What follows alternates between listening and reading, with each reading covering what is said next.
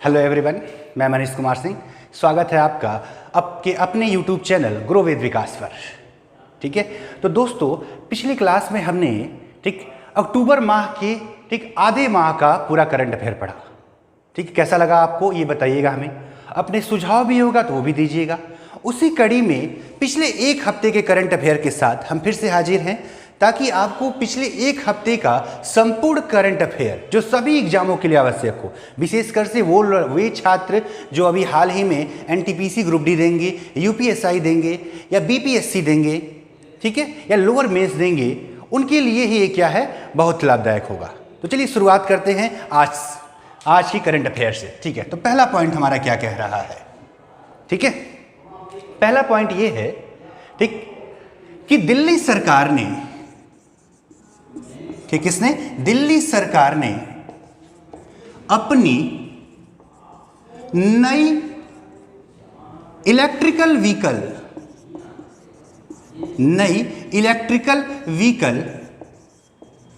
Policy के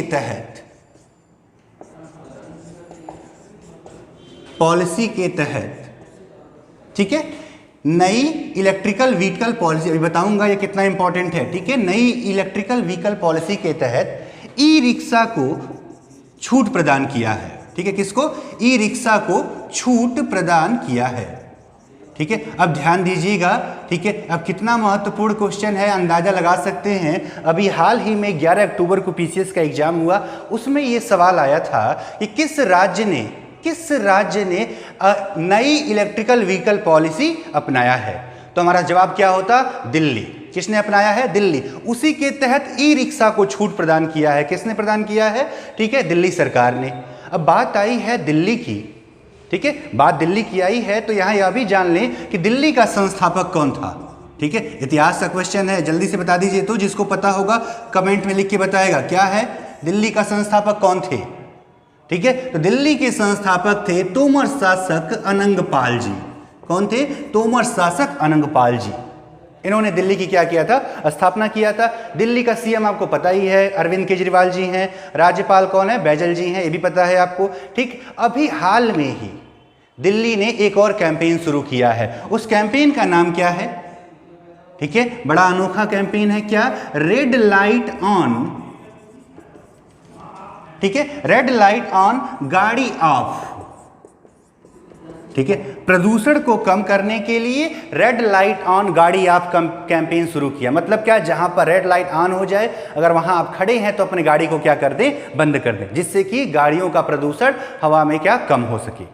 ठीक है, तो पहला क्वेश्चन हमने यहां पे जाना। ठीक है, पहला पॉइंट हमारा क्या था कि नई इलेक्ट्रिकल पॉलिसी के तहत ई रिक्शा को क्या प्रदान किया? छूट प्रदान किया। तो चलिए चलते हैं नेक्स्ट के लिए। ठीक है, दूसरा पॉइंट हमारा क्या है? ठीक है, दूसरा पॉइंट है कि भारत और नॉर्वे ने किसने ठीक है, दूसरा पॉइंट हमारा क्या है? भारत और नॉर्वे ने भारत और नॉर्वे ने छठा संयुक्त सत्र आयोजित किया। अब आप पूछेंगे ये क्या है भाई छठा संयुक्त सत्र? ठीक है, छठा संयुक्त सत्र आयोजित किया। ठीक, तो नॉर्वे और भारत मिलकर महिला, स्वास्थ्य, बाल विकास व अन्य सभी मुद्दों पर एक साथ कार्य कर रहे हैं। ठीक है, इसके लिए एक सत्र का आयोजन करता है, जिसमें इस साल कौन से सत्र का आयोजन हुआ? छठा संयुक्त सत्र का आयोजन हुआ। ठीक है, कौन से नंबर का? छठा संयुक्त सत्र का आयोजन हुआ। ठीक है, अब बात करें नॉर्वे की, तो नॉर्वे उत्तरी ध्रुव के पास स्थित एक देश है, जिसको स्कैंडिनेवियाई देश भी कहा जाता है। कौन सा क्षेत्र है? स्कैंडिनेवियाई क्षेत्र भी कहा जाता है। ठीक है, नॉर्वे की बात आई है तो जरा बता दीजिए, तो नॉर्वे की राजधानी क्या है? राजधानी नॉर्वे की क्या है? राजधानी। ठीक है, बड़ा ही प्रसिद्ध नाम है। ठीक है, नोबेल पुरस्कार भी दिया जाता है, शांति का नोबेल जहां से दिया जाए वो जगह कौन सा है? ओस्लो। कौन सा जगह है? ओस्लो। ठीक है, राजधानी क्या है? ओस्लो है। ठीक है, मुद्रा की बात कर ले, नॉर्वे की मुद्रा क्या है? तो नॉर्वेजियन क्रोन या कुनार भी कहते हैं। ठीक है, नॉर्वेजियन क्रोन। ओके है ना? ठीक है। नॉर्वे की बात आई है, नॉर्वे एक राजशाही वाला देश है जहां वर्तमान में राजशाही किसकी है? हेराल्ड पंचम की है। वर्तमान राजशाही किसकी है? हेराल्ड पंचम की, हेराल्ड पंचम की। जबकि यहाँ के प्रधानमंत्री कौन है? कौन है? एर्ना सोलबर्ग है। कौन है? Erna Solberg. ठीक है, एर्ना सोलबर्ग। ठीक, किसके बारे में बात हो गई? ठीक है, नॉर्वे की। तो भारत और नॉर्वे ने अपना छठा संयुक्त सत्र आयोजित किया, ठीक है, जिसमें महिला स्वास्थ्य और बाल विकास के मुद्दों पर चर्चा हुआ। अन्य द्विपक्षीय भी बातें हुई होंगी, क्योंकि जब कोई देश आपस में सत्र आयोजित करते हैं तो बहुत सारे मुद्दे रहते हैं, लेकिन प्रमुख मुद्दा क्या रहा? वो रहा हमारा क्या? महिला और बाल विकास। ठीक है, चलिए तीसरे पॉइंट की तरफ चलते हैं हम। ठीक है, पॉइंट नंबर 3। पॉइंट नंबर 3 क्या कह रहा है भाई? पॉइंट नंबर 3 ये कह रहा है कि पंजाब राज्य ने, किसने?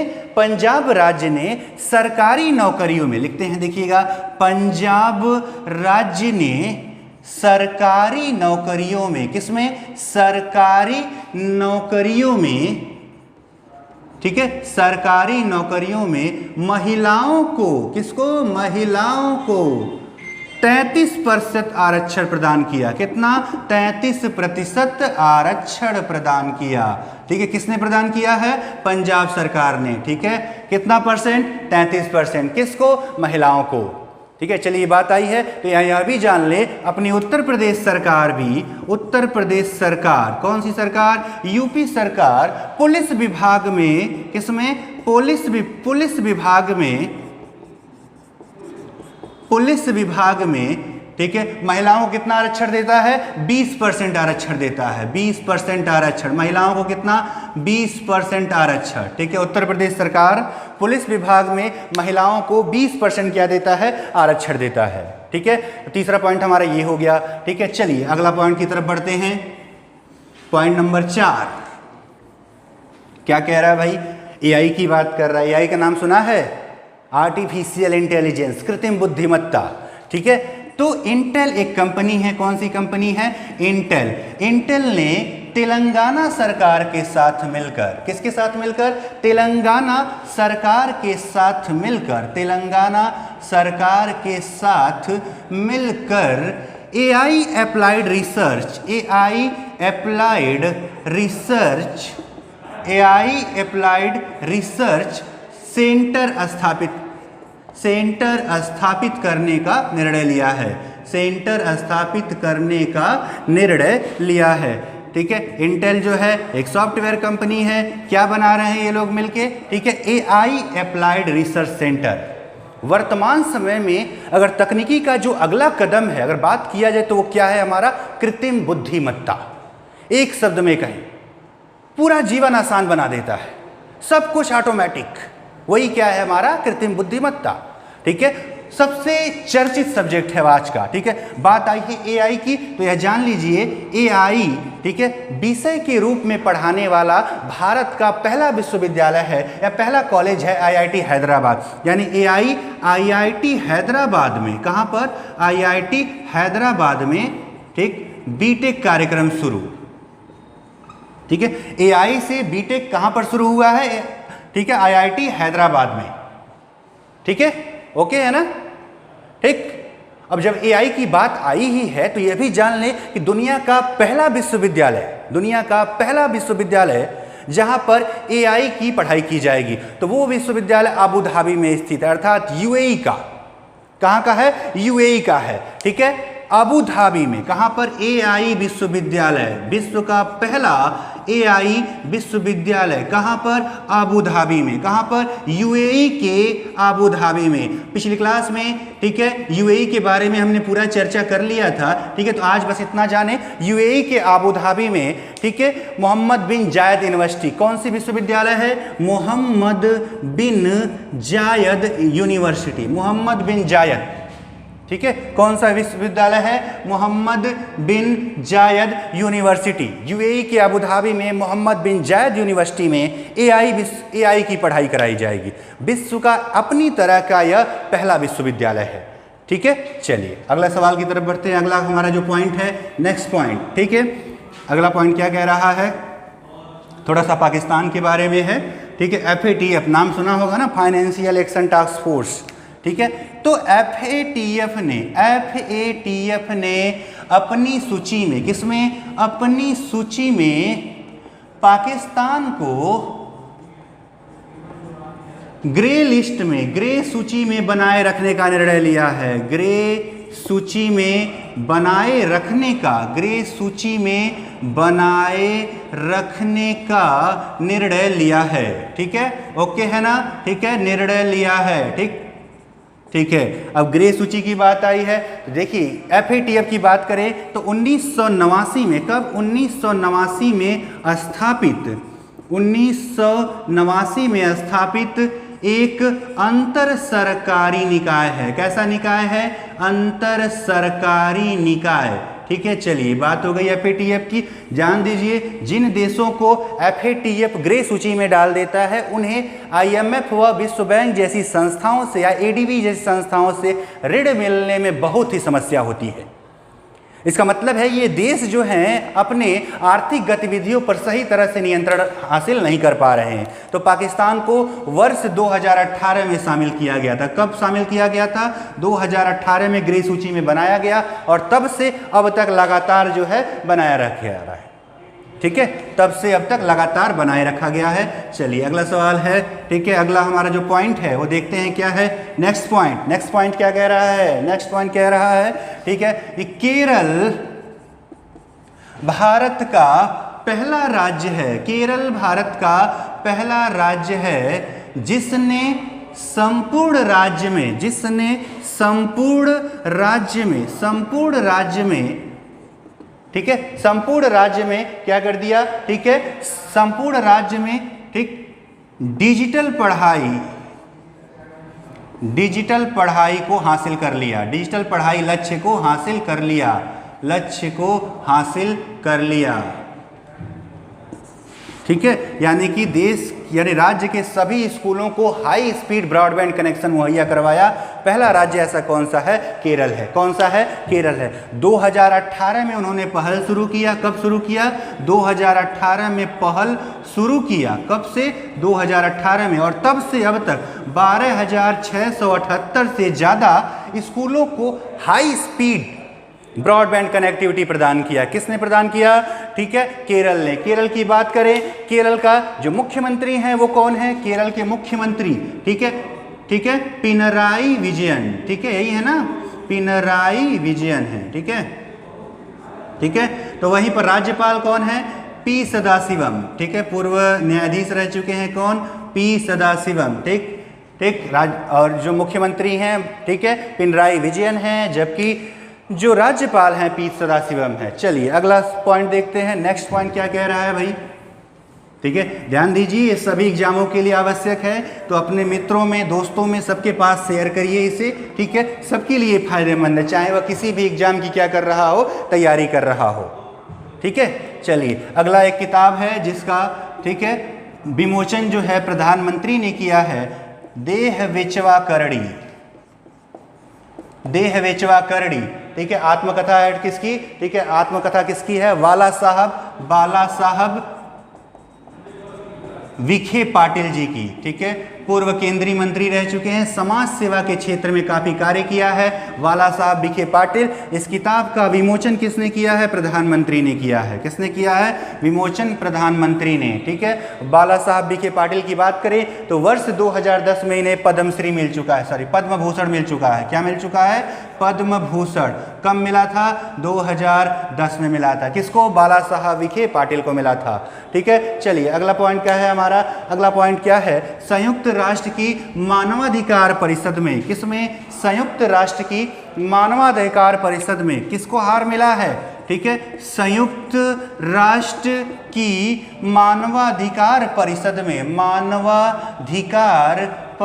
में, किसमें, संयुक्त राष्ट्र की मानवाधिकार परिषद में, ठीक, किसे हार मिली है, सऊदी अरब को हार मिली है। किसको, सऊदी अरब को हार मिली है, यानी कि सीट इन्हें चाहिए थी परंतु नहीं मिल पाई है। ठीक है, किसको हार मिली, सऊदी अरब को। तो किसको किसको मिला है, चीन और क्यूबा जैसे देशों को मिला है। किसको मिला है, चीन, क्यूबा और रूस को। यहाँ पर लिख लें, चीन, रूस और क्यूबा को एक एक सीट मिला, और क्यूबा को,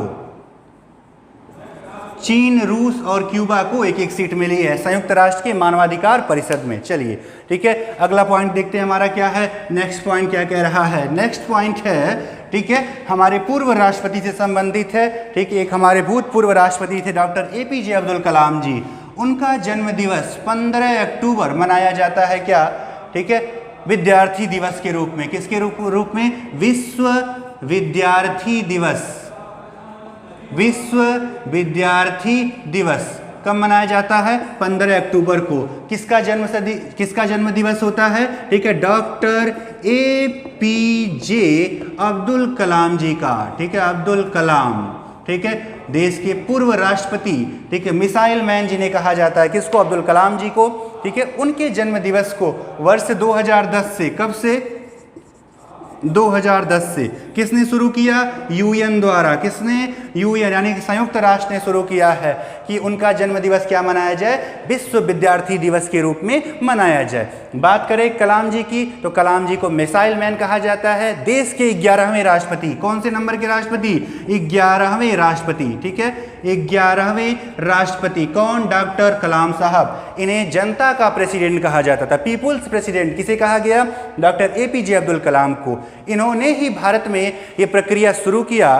ठीक है, साथ ही साथ आप यह भी जाने कि भारत जो आज मिसाइल के क्षेत्र में अग्रणी है, ठीक है, मिसाइल के क्षेत्र में जो अग्रणी है, तो उसकी देन किसको जाता है? सिर्फ और सिर्फ किसको? डॉक्टर अब्दुल कलाम जी को जाता है। ठीक है, इन्हें इसीलिए मिसाइल मैन, पृथ्वी और अग्नि जैसे मिसाइलों की श्रृंखला शुरू किया था। चलिए नेक्स्ट क्वेश्चन क्या देखते हैं। ठीक है, अगला पॉइंट हमारा क्या कह रहा है भाई? अगला पॉइंट ये कहता है कि अभी हाल ही में सुना होगा कृषि बिल को लेकर पूरे भारत भर में प्रदर्शन हुआ, जहां हरियाणा और पंजाब में तो हिंसक प्रदर्शन भी हुए। ट्रेन, गाड़ियां सब चक्का जाम कर दिया गया। ठीक है, किसानों का मानना है कि ये बिल जो है उनके लिए, ठीक है, उनके रोजगार को कम करेगा, उनके उत्पादन को कम करेगा। वही सरकार इसे ऐतिहासिक मानती है। क्या मानती है? ऐतिहासिक। हालांकि ये तीनों बिल, 3 प्रकार के किसी बिल आए थे, तीनों जो है दोनों सदनों से पारित हो गए, राष्ट्रपति ने भी हस्ताक्षर कर दिया, परंतु किसान अभी भी मानने को तैयार नहीं है। तो इसीलिए, ठीक है, इसीलिए एक पंजाब राज्य, हमारा पॉइंट क्या था? हमारा पॉइंट ये है, ठीक है, पंजाब पहला राज्य जिसने कृषि बिल को खारिज कर दिया, जिसने कृषि बिल को खारिज कर दिया। क्या कर दिया? खारिज कर दिया। ठीक है, खारिज कर दिया। ठीक है, कौन सा राज्य? पंजाब ऐसा पहला राज्य हुआ है जिसने कृषि बिल को क्या कर दिया? खारिज कर दिया। ठीक है, पंजाब पहला राज्य जिसने कृषि बिल। ध्यान दीजिए, अभी बताया हमने आपको कि 3 कृषि बिल आए थे। ठीक है, उसमें से कुछ कृषि बिल में, 3 कृषि बिल में एक पॉइंट में एक जगह ये है कि किसान जो है अपनी फसल मंडी के अलावा बाहर व्यापारियों को भी बेच सकेगा।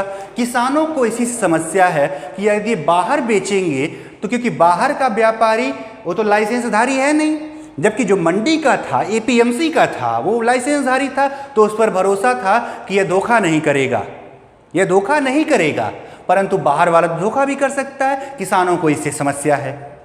ये समस्या हरियाणा और यूपी और पंजाब में क्यों ज़्यादा दिख रहा है? क्योंकि यहाँ पर एक शब्द आप सुना होगा, आढ़तिया। ठीक है, आढ़तिया सिस्टम जो है यहाँ पर ज़्यादा है कि बाजार में जाते हैं तो एजेंट हमारा सामान खरीदता है और हमें उसका पैसा देता है।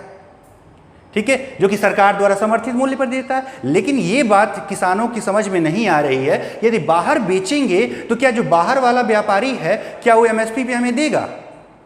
हो सकता है एमएसपी कम कर दे या एमएसपी पर ना दे के अपनी मनमानी दाम पर खरीदे। ठीक है, तो समस्या कुछ ऐसी है। दूसरी समस्या कॉन्ट्रैक्ट फार्मिंग को लेकर है। ये भी इसमें बनाया गया है कि अब किसान चाहेगा तो कॉन्ट्रैक्ट फार्मिंग कर सकेगा।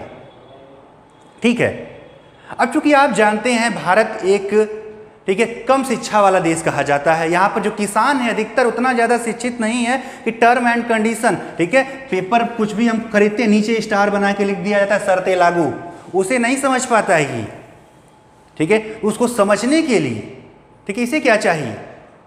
ठीक है, इतनी ज़्यादा शिक्षा तो आप दे नहीं पाएंगे। ये शर्तें लागू वाला जो पॉइंट है, आप कुछ भी खरीदते हैं, कुछ भी देखते हैं, हर जगह नीचे लिख दिया जाता है शर्तें लागू। किसान कह रहा है कि हम पूरी शर्तों को समझ ही नहीं पाएंगे तो कॉन्ट्रैक्ट फार्मिंग किसी कंपनी से कैसे करेंगे, हो सकता है वो हमारा शोषण करने लगे। जैसे गुजरात वाला मामला सुना है आपने, ठीक है, गुजरात की पेप्सिको कंपनी, पेप्सिको का नाम सुना ही है, चिप्स बनाने के लिए किसानों के साथ कॉन्ट्रैक्ट फार्मिंग शुरू किया, ठीक है, लेकिन किसानों को यह फार्मिंग पूरी तरह से समझ ही नहीं आ पाई, जिसकी वजह से कुछ ऐसी परिस्थितियां बन गई कि पेप्सिको कंपनी ने उन पे करोड़ों रुपए का मुकदमा ठोक दिया। वो तो किसान संगठनों का दबाव था कि उसको वापस ले लिया, अन्यथा करोड़ों रुपया किसान कहां से देता। यही हाल छोटे किसानों का है कि कॉन्ट्रैक्ट फार्मिंग कितना ज़्यादा फायदेमंद है, इससे ये उन्हें समझ में नहीं आ पा रहा है, ठीक है। देखिए, कृषि बिल पर कभी स्पेशल क्लास चलाएंगे तो पूरा इसके बारे में समझाएंगे, बड़ा लंबा जाएगा ये कृषि बिल क्या है और क्यों विरोध हो रहा है, ठीक है। तो अभी बस इतना जाने कि पंजाब पहला राज्य हुआ जिसने क्या किया, कृषि बिल को क्या कर दिया, खारिज कर दिया, ठीक है, कृषि बिल को क्या कर दिया, खारिज कर दिया। तो चलिए आज अगला पॉइंट देखते हैं। अगला पॉइंट क्या है, अगला पॉइंट ये है कि IMF ने विश्व आर्थिक आउटलुक जारी किया, IMF, ठीक है, अभी बता दें इसके बारे में भी। IMF ने विश्व आर्थिक आउटलुक जारी किया, विश्व आर्थिक आउटलुक जारी किया, ठीक है। अब ध्यान दीजिएगा, विश्व आर्थिक आउटलुक किसके द्वारा जारी होता है, ठीक है, तो IMF द्वारा। कितनी बार जारी होता है, तो 1 साल में 2 बार, 1 वर्ष में 2 बार, ठीक है, याद रखें इस बात को, ठीक है। कई बार सवाल पूछा गया है एग्जाम में कि विश्व आर्थिक आउटलुक कौन जारी करता है, तो कौन जारी करता है, IMF जारी करती है। बात आई है IMF की, थोड़ा सा परिचय जान लेते हैं, ठीक है। यानी इस करंट वीडियो में आपको वैश्विक संगठन भी देखने को मिलेंगे, अलग से नहीं पढ़ना पड़ेगा, ठीक है, ये आपके लिए फायदेमंद है, ठीक है। तो ज्यादा से ज्यादा लोगों तक पहुंचाइए। IMF की बात हो रही थी, ठीक है। IMF की स्थापना, ठीक है, ब्रेटन वुड्स समझौते से, किससे हुआ था, ब्रेटन वुड्स समझौते से हुआ था, ठीक है। कब, 1945 में, कब, 1945 में, ठीक है। अंतर्राष्ट्रीय मुद्रा कोष, international monetary fund, full form क्या है, इंटरनेशनल मॉनेटरी फंड, ठीक है, अंतर्राष्ट्रीय मुद्रा कोष कब हुआ, 1945 में। वर्तमान में सदस्य देश कितने हैं, कुल 189, कुल कितने देश हैं, 189। मुख्यालय कहां पर है, हेड ऑफिस कहां पर है, तो वाशिंगटन DC, कहां पर, वाशिंगटन DC, ठीक है, अमेरिका का शहर है ना वाशिंगटन DC। अभी एक नया राज्य बनाने को लेकर वहां पर प्रक्रिया भी चल रही है कि वाशिंगटन DC को अमेरिका का 51वां राज्य बना दिया जाए, ठीक है। फिर चलिए बात करते हैं, वाशिंगटन DC हो गया। अब इसमें और क्या जान सकते हैं हम, इसमें ये जान सकते हैं कि वर्तमान प्रमुख कौन है IMF का, तो कौन है, क्रिस्टलिना जॉर्जिवा, ठीक है, यानी कि प्रमुख कौन है, प्रमुख कौन है, Kristalina Georgieva, Kristalina Georgieva, Kristalina Georgieva, ठीक है, क्रिस्टलिना जॉर्जिवा। सबसे महत्वपूर्ण सवाल, कई बार और पूछा जाएगा, निश्चित तौर पे पूछा जाना है, ठीक है, कि IMF की मुख्य अर्थशास्त्री कौन है, मुख्य अर्थशास्त्री कौन है, मुख्य अर्थशास्त्री। चूंकि एक भारतीय है इसीलिए पूछे जाने की पूर्ण संभावना है। वो कौन है, गीता गोपीनाथ, कौन है, गीता गोपीनाथ हैं, कौन है, गीता गोपीनाथ। प्रमुख मुख्य अर्थशास्त्री कौन, गीता गोपीनाथ हैं, ठीक है। ध्यान दीजिए, IMF ने विश्व आर्थिक आउटलुक जारी किया, 1 वर्ष में 2 बार, ब्रेटन वुड्स समझौते से स्थापित हुआ, 189 देश, वाशिंगटन DC, प्रमुख कौन, क्रिस्टलिना जॉर्जिवा, मुख्य अर्थशास्त्री गीता गोपीनाथ, ठीक है। चलिए अगला देखते हैं, ठीक है, अगला क्या है, अगला क्या कह रहा है भाई, ठीक है, थोड़ा पर्यावरण की तरफ बढ़ते हैं। तो पर्यावरण प्रदूषण रोकथाम एवं नियंत्रण, EPCA जिसे बोला जाता है, ठीक है। क्वेश्चन क्या है, हमारा अगला पॉइंट क्या है, पर्यावरण प्रदूषण, ठीक है, ब्रैकेट में क्या लिखा रहता है, रोकथाम एवं नियंत्रण प्राधिकरण, ठीक है, शॉर्ट फॉर्म में क्या बोल देते हैं, EPCA, ठीक है। पर्यावरण प्रदूषण रोकथाम प्राधिकरण नियंत्रण बोर्ड ने, ठीक है, क्या किया है, एक कुछ जिलों में, कहां पर, कुछ जिलों में, कौन कौन से जिले हैं वो, ठीक है, नोएडा, ठीक, ग्रेटर नोएडा, ठीक, और कहां पर, फरीदाबाद,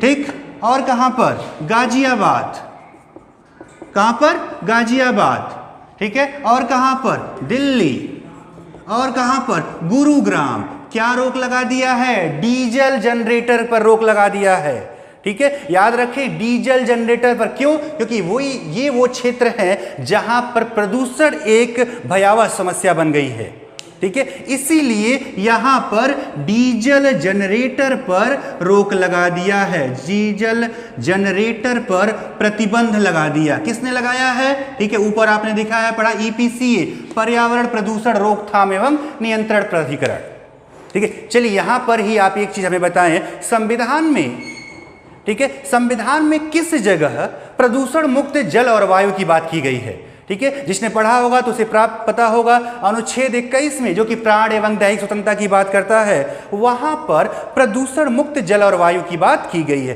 तो उसी के तहत उसी शक्ति का प्रयोग किया सुप्रीम कोर्ट ने और एक संगठन बनाया जिसका नाम क्या है, पर्यावरण प्रदूषण रोकथाम एवं नियंत्रण प्राधिकरण, शॉर्ट फॉर्म में ईपीसीए बोलते हैं।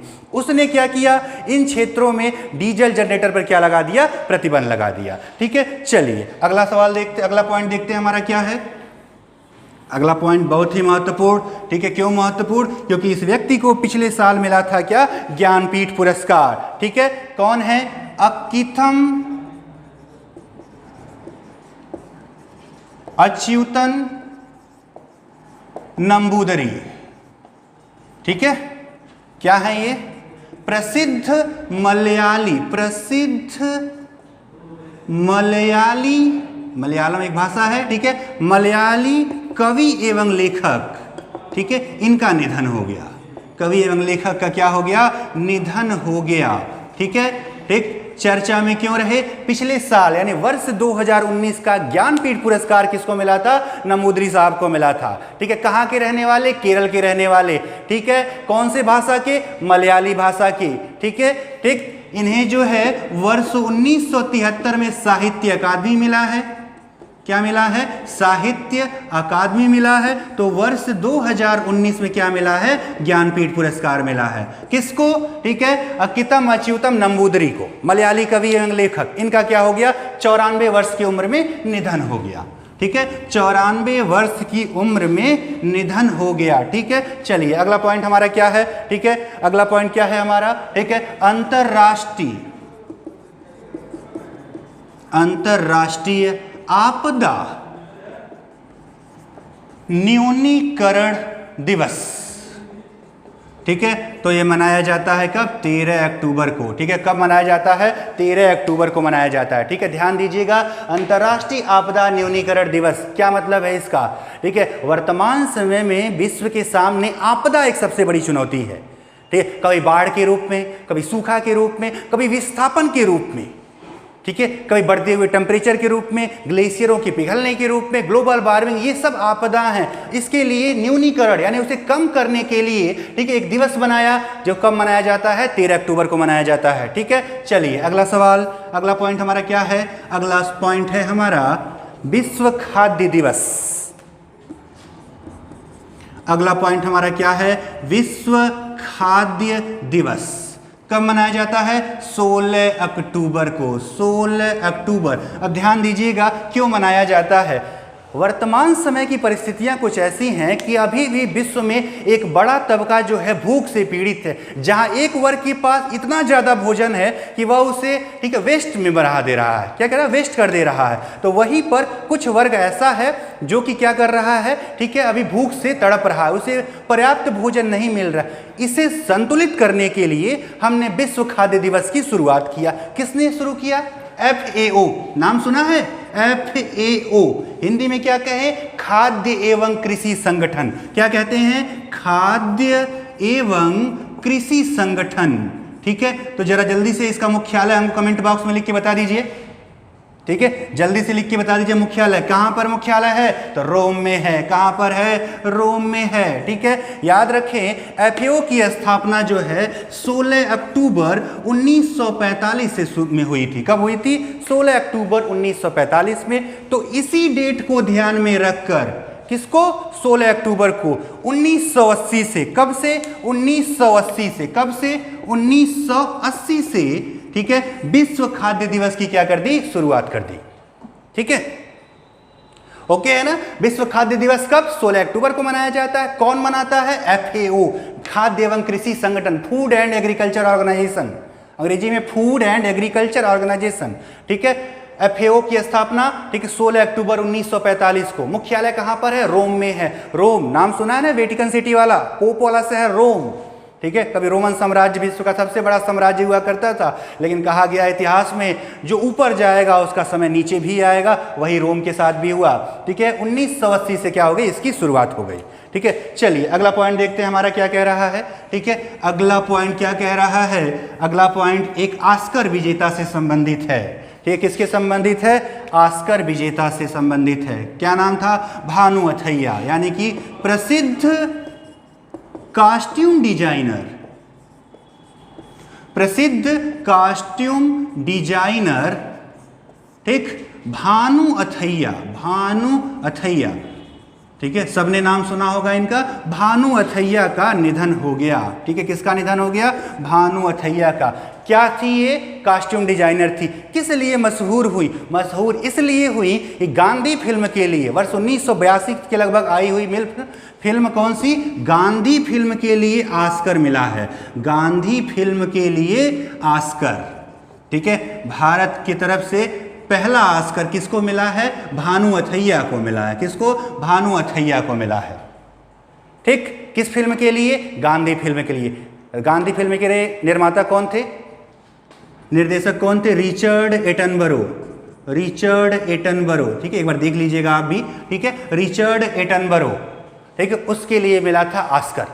भानु अथैया को 2 बार राष्ट्रीय पुरस्कार भी मिल चुके। एक बार शायद 1990 में लेकिन फिल्म के लिए, कौन सी फिल्म के लिए, लेकिन फिल्म के लिए, और दूसरी बार लगान फिल्म के लिए। ठीक है, आमिर खान की लगान आई थी ना, ठीक है, उसके लिए इन्हें क्या मिल चुका है, राष्ट्रीय पुरस्कार भी मिल चुका है, राष्ट्रीय पुरस्कार भी मिल चुका है। ठीक है, किसको, भानु अथैया को। क्या थी ये, सवाल पूछा सकता है कि पहला सवाल ये बन सकता है कि भारत की पहली ऑस्कर विजेता कौन थे, तो वो कौन है, भानु अथैया। दूसरा सवाल, ठीक है, भानु अथैया क्या थी, 4 ऑप्शन दिया रहेगा, अभिनेत्री, ठीक है, कॉस्ट्यूम डिजाइनर, हेयर स्पेशलिस्ट या निर्माता। ठीक है, तो जवाब हम क्या लगाएंगे, कॉस्ट्यूम डिजाइनर। ठीक है, कॉस्ट्यूम डिजाइनर। या इन्हें कब क्या मिला था, ठीक है, राष्ट्रीय पुरस्कार, तो किस किस फिल्म के लिए, 90 में लेकिन के लिए, और 2001 या 2000 में लगान फिल्म के लिए। ठीक है, शायद वर्ष 2000 है या 2001 है, देख लेंगे।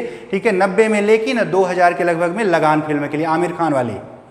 ठीक है, चलिए ये पॉइंट हो गया। ठीक है, अगला पॉइंट क्या देखते हैं हम, अगला पॉइंट, ठीक है, नाम सुना है रामसर कन्वेंशन का। ठीक है, चलिए, ठीक, रामसर कन्वेंशन। ठीक है, क्यों प्रसिद्ध हुआ, अभी हाल के समय में क्यों चर्चा में रहा, तो देहरादून स्थित आसन, ठीक है, नाम ध्यान सुनिएगा, आसन कंजर्वेशन रिजर्व, आसन कंजर्वेशन रिजर्व था दूसरा स्थान। ठीक है, दूसरा स्थान तथा कौन सा, बिहार का कबराल आर्द्रभूमि को रामसर साइट में शामिल किया गया। रामसर, अभी इसके बारे में बताते हैं। ठीक है, रामसर साइट में शामिल किया गया। ठीक है, रामसर साइट में शामिल किया गया। ठीक है, अब ध्यान दें रामसर साइट क्या है। ठीक है, तो जो नम भूमि समझ रहे हैं, दलदलीय भूमि, आर्द्र भूमियों को संरक्षित करने के लिए वर्ष 1971 में, कब, 1971 में, ठीक है, ईरान के रामसर शहर, कहां पर, ईरान के रामसर शहर में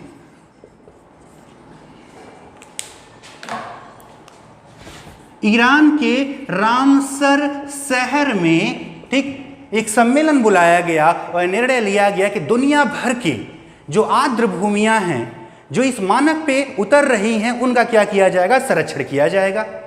ठीक है, तो भारत भी इसमें शामिल हुआ। वर्ष 2019 तक भारत के कुल लगभग 27 स्थल थे इसमें, लेकिन आज के डेट में कुल 39 स्थल, ठीक है, महत्वपूर्ण ध्यान दीजिएगा, भारत के कुल कितने स्थल, भारत के कुल 39 साइट इसमें शामिल हो गए। ठीक है, कुल कितने, कुल 39 साइट किसमें शामिल हुए, रामसर साइट के सूची में। अभी हाल में कौन शामिल हुआ, देहरादून का आसन कंजर्वेशन और बिहार का कबराल। ठीक है, यह भी याद रखिएगा, चूंकि हम उत्तर प्रदेश से हैं तो यह भी याद रखें, हाल के समयों में ही यानी कि 2 महीना पहले ही उत्तर प्रदेश के 6 स्थानों को, ठीक है, उत्तर प्रदेश के कितने स्थानों को, 6 स्थानों को, जिसमें नवाबगंज पश्चिम बिहार, समस्तपुर पश्चिम बिहार, गोंडा का पार्वती अर्गा, इसी तरह के और भी इटावा का, ठीक है, तो इस तरह से कुल 6 स्थानों को शामिल किया गया और उत्तर प्रदेश के अब कुल 7 स्थान जो है रामसर साइट में शामिल हैं। ठीक है, चलिए नोट भी करते चलेंगे। ठीक है, चलिए अगला पॉइंट देखते हैं क्या कह रहा है, नेक्स्ट पॉइंट। ठीक है, नेक्स्ट पॉइंट क्या कह रहा है, ठीक है, नेक्स्ट पॉइंट यह कह रहा है कि अंतर्राष्ट्रीय संस्थाओं ने भारत के 8 तटों को, कितने तटों को, 8 तटों को ब्लू फ्लैग, क्या, ब्लू फ्लैग तट घोषित किया। अब आप सोच रहे होंगे ब्लू फ्लैग क्या है भाई, सारे तट तो एक ही समान होते हैं, ब्लू यानी कि नीला, फ्लैग में झंडा से है, फ्लैग घोषित किया। ठीक है, तो वे तट, ध्यान दीजिएगा, समुद्री तट की बात हो रही है, तो वे तट जो पूर्णतः स्वच्छ और सुरक्षित हैं, जो अपनी प्राकृतिक अवस्था में बने हुए हैं, उनको घोषित किया जाता है ब्लू फ्लैग तट। भारत एकमात्र देश है जिसने मात्र 2 साल में, यानी 2 साल पहले ही हमने आवेदन किया था और 2 साल के अंदर ही हमें क्या मिल गया, ब्लू फ्लैग तट घोषित हो गया। कितने स्थानों को, 8। इसमें अंडमान का अनुराधापुर है, शिवराजपुर है, अंडमान, उड़ीसा, आंध्र प्रदेश, कर्नाटक, केरल जैसे राज्यों के प्रमुख तट इसमें शामिल हैं। ठीक है, गुजरात का भी एक तट शामिल है। ठीक, इस तरह से कितने तट, 8 तटों को क्या मिला है, ब्लू फ्लैग तट घोषित किया गया है। क्या घोषित किया गया है, ब्लू फ्लैग तट घोषित किया गया है। ठीक है, चलिए अगला पॉइंट देख लेते हैं। अगला पॉइंट क्या है हमारा, ठीक है, अगला पॉइंट भी महत्वपूर्ण है, wild life photographer of the year, photographer of the year 2020। ठीक है, किसको मिला है, तो भारत की एक फोटोग्राफर ऐश्वर्या श्रीधर को मिला है। किसको मिला है, ऐश्वर्या श्रीधर को मिला है। ठीक है, अभी हाल के पेपरों में एक तस्वीर आप बहुत देख रहे होंगे, एक बाघिन जो है एक पेड़ को गले लगाए हुए है, कई दिन पेपरों में और टीवी न्यूज चैनलों पर छाया रहा। ठीक है, एक बाघिन किसको गले लगाए हुई है, पेड़ को गले लगाए हुई है, जो साइबेरियाई जंगलों का फोटो है, साइबेरिया अर्थात रूस के जंगलों का फोटो है। वहां पर ऐश्वर्या श्रीधर ने वो फोटो खींची थी, उसी फोटो के लिए इन्हें क्या मिला है, wild life photographer of the year 2020 मिला है। ठीक है, चलिए एक और देखते हैं। ठीक है, बड़ा चर्चा में रहा था, हमारे विपक्ष के नेता हैं राहुल गांधी जी, जिन्होंने इस मुद्दे को बहुत ही ठीक तत्परता से उठाया था, ग्लोबल हंगर इंडेक्स। ठीक है, कौन सा, ग्लोबल हंगर इंडेक्स 2020, यानी कि वैश्विक भूख सूचकांक। ठीक है, यानी किस देश में भूख से पीड़ित लोगों की संख्या क्या है, ज्यादा है, परसेंटेज के आधार पर। ठीक है, इस सूची में मुद्दा इसलिए बना कि भारत की रैंकिंग क्या है, 94 है। अब सोच लीजिए कुल कितने देश थे, 107 देशों की सूची में, यानी कि मात्र 13 देश ही हमसे पीछे हैं। ठीक, यानी ये स्थिति होगी, दुनिया में दूसरा सबसे ज्यादा अन्न उपजाने वाले देश का ये हाल है। ठीक है, सबसे ज्यादा अन्न कहाँ उत्पादन होता है, चीन में, दूसरे नंबर पर किसका है, भारत का, और वहां पर हाल क्या है कि हंगर इंडेक्स में हमारी रैंकिंग क्या है, 94। ठीक है, 2014 में 55 पे थे, तो सवाल तो उठना लाजमी भी है, ये विपक्ष भी उठाएगा, हम भी उठाएंगे, सब उठाएंगे कि आखिर क्या ऐसी परिस्थितियां रही जब हमारा उत्पादन दिन बर दिन रिकॉर्ड बना रहा है, हम हर क्षेत्र में उत्पादन में रिकॉर्ड बना रहे हैं, लेकिन भूख सूचकांक की हमारी रैंकिंग गिर रही है। किस पर आ गए हैं? 94 पर आ चुके हैं। कितने देशों में? 107 देशों में। अपने सभी पड़ोसी देशों में एकमात्र अफगानिस्तान ही हमसे पीछे है। कौन पीछे है? अफगानिस्तान, ठीक है, जो कि 99 पर है। बाकी सब के सब हमसे आगे हैं, चाहे चीन हो, पाकिस्तान भी हमसे आगे। ये देखिए, भूटान, बांग्लादेश, नेपाल, सबकी स्थिति हमसे बेहतर है। भारत की रैंकिंग क्या है? 94 है। किसमें? ग्लोबल हंगर इंडेक्स में। याद रखिएगा, बड़ा चर्चित है तो इसलिए पूछे जाने की संभावना ज़्यादा है, ठीक है। पूछा जा सकता है कि ग्लोबल हंगर इंडेक्स 2020 में भारत की रैंकिंग क्या थी, तो कितनी थी? 94 थी, ठीक है। कितने देशों की सूची में? 107 देशों की सूची में। कितने में? 107 में, ठीक है। सभी पड़ोसी देशों से हम पीछे हैं, ठीक है। बस एक अफगानिस्तान से क्या हैं, हम बेहतर स्थिति में हैं। चलिए एक और देख लेते हैं। अगला पॉइंट क्या है हमारा? रुद्रम 1 नाम सुना है, ठीक है। कल परसों के पेपर में आया था। रुद्रम 1 एंटी रेडिएशन मिसाइल है, एंटी रेडिएशन मिसाइल, ठीक है। यानी कि ट्रैकिंग सिस्टम लगा हुआ, ट्रैकिंग सिस्टम। ट्रैक मतलब क्या होता है, ठीक है। ट्रैक का मतलब क्या है? उसे उसकी स्थान पर ही पकड़ लेना, यानी ट्रैकिंग सिस्टम लगा हुआ। ये जो रुद्रम 1 एंटी रेडिएशन मिसाइल है, यह दुश्मन के लक्ष्य को, यानी कि जो लक्ष्य इस पे सटीक किया गया है, ठीक, जो लक्ष्य स्थापित किया गया है, उसे यह ट्रैक करके क्या करेगा? नष्ट करेगा। इससे भारतीय वायुसेना की ताकत बढ़ी है। इसे सुखोई में लगाया जा रहा है। कौन से विमानों में लगाया जा रहा है? सुखोई विमानों में लगाया जा रहा है, ठीक है। किससे? रुद्रम 1 एंटी रेडिएशन मिसाइल है। चलिए अगला क्या देखते हैं हम? अगला है, ठीक है, डीडीसीए का अध्यक्ष बनाया गया रोहन जेटली को, ठीक है। मुद्दा उठता रहता है ना, परिवारवाद क्या है, ठीक है। तो परिवारवाद क्या है, उसका एक एग्जाम्पल ये भी दिखेगा आपको। डीडीसीए का अध्यक्ष रोहन जेटली, किसे बनाया गया? रोहन जेटली। अब आप सोच रहे होंगे कि रोहन जेटली कौन सा क्रिकेटर है? भाई कोई क्रिकेटर वगैरह नहीं है। क्या है? अरुण जेटली के पुत्र हैं। क्या है? अरुण जेटली के पुत्र हैं रोहन जेटली। देखिए, पहले अरुण जेटली अध्यक्ष थे, उनके मृत्यु के बाद जो है रजत गुप्ता बने। रजत गुप्ता के बाद कौन बन गए हैं? रोहन जेटली बन गए हैं। डीडीसीए क्या है? दिल्ली एवं जिला क्रिकेट संघ, उसका अध्यक्ष कौन बने? रोहन जेटली जी बने। कौन बने? रोहन जेटली जी बने, ठीक है। चलिए अगला पॉइंट देखते हैं। पेप्सिको, पेप्सिको से संबंधित है। नेक्स्ट क्वेश्चन क्या है? पेप्सिको 810 करोड़ की लागत से, 810 करोड़ की लागत से मथुरा में आलू चिप्स की फैक्ट्री लगाएगी।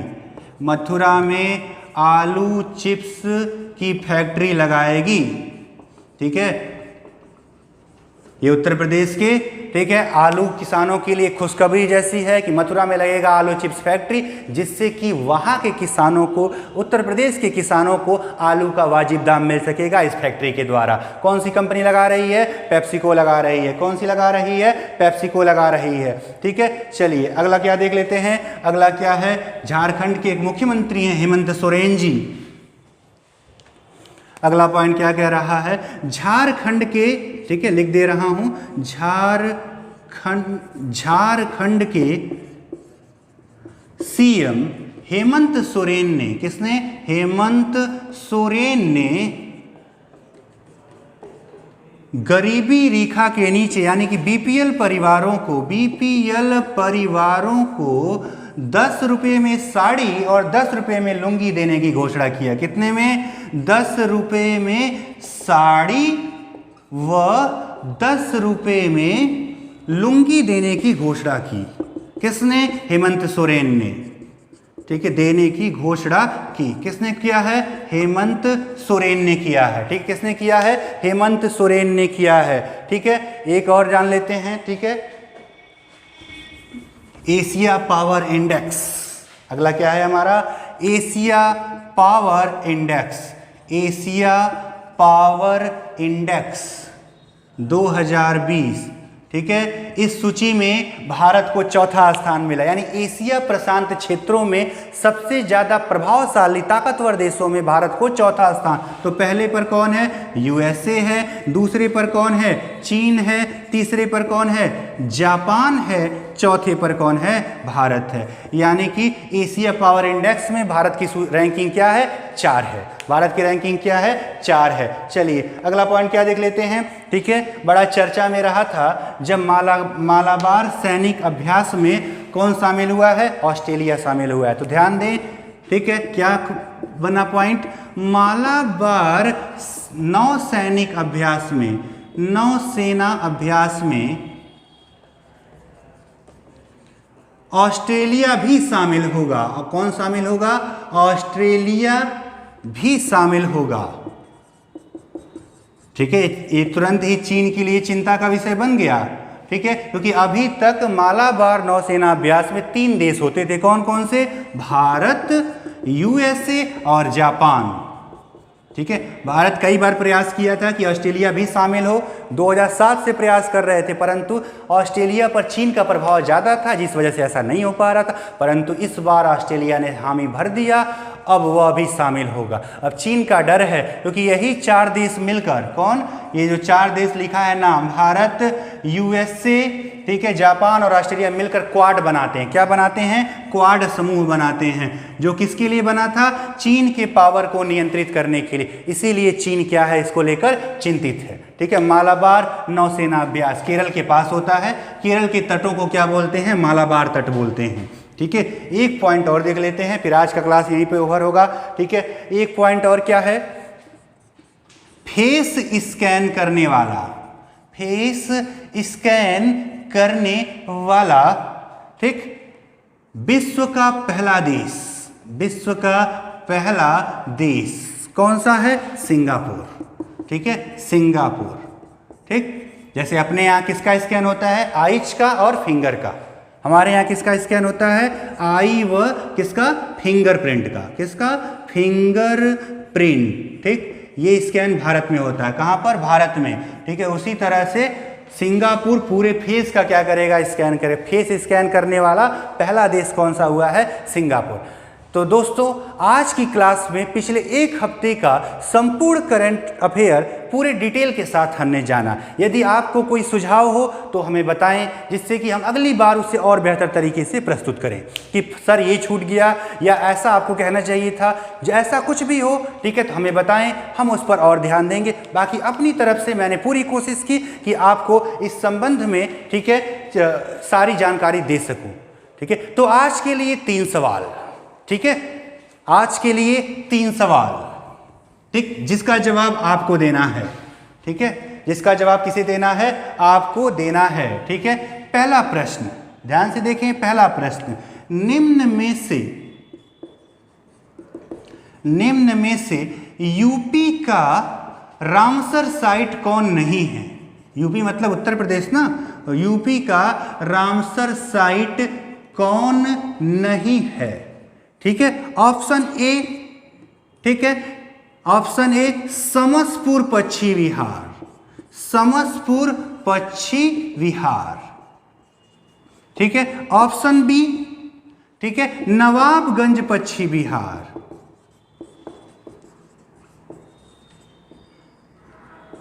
ठीक है, option C Bakhira Paschim Vihar. Option D Parvati अर्गा, Parvati अर्गा Paschim Vihar. ठीक है, तो पहला क्वेश्चन क्या है आज का? यूपी का कौन सा रामसर साइट नहीं है? आपको इन चारों में से उत्तर बताना है। ठीक है, ये पहला क्वेश्चन है, इसका भी उत्तर देंगे। दूसरा क्वेश्चन भी नोट करें।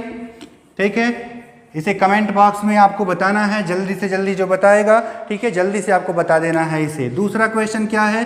क्वेश्चन नंबर 2, निम्न में से, सॉरी माफ करिएगा, उत्तर प्रदेश का खेल विश्वविद्यालय कहाँ स्थापित होगा?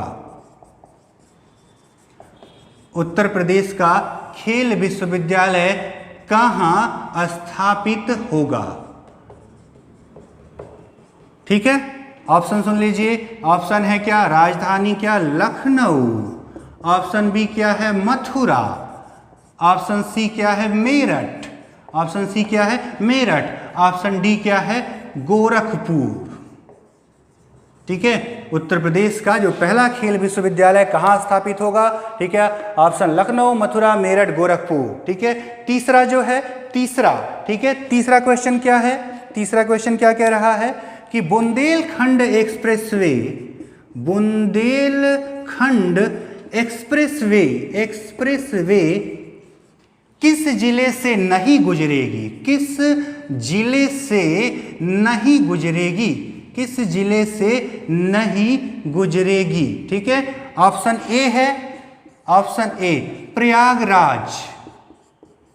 ऑप्शन बी है बांदा। ऑप्शन सी है हमीरपुर। ठीक है, ऑप्शन डी है इटावा। ठीक है, आपको बताना है कि बुंदेलखंड एक्सप्रेसवे किस जिले से नहीं गुजरेगी। तो आज के लिए बस इतना ही। धन्यवाद। हमारे चैनल को लाइक करें, सब्सक्राइब करें और ज़्यादा से ज़्यादा लोगों तक पहुंचाइए। Thank you.